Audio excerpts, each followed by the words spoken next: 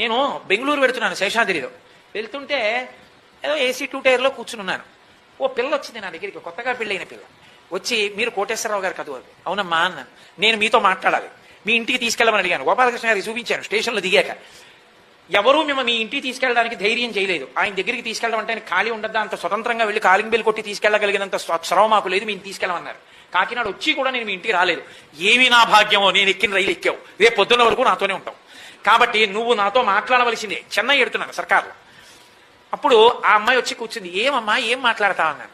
అంటే ఆ పిల్లంది, నాకు పెళ్లి నిశ్చయమైంది, నేను మీరు చెప్పిన క్యాసెట్ విన్నాను, మా ఆయన ఆస్ట్రేలియాలో ఉంటాడు, అందుకని నేను అతనికి ఫోన్ చేసి చెప్పాను. ఏం చెప్పానో తెలుసా?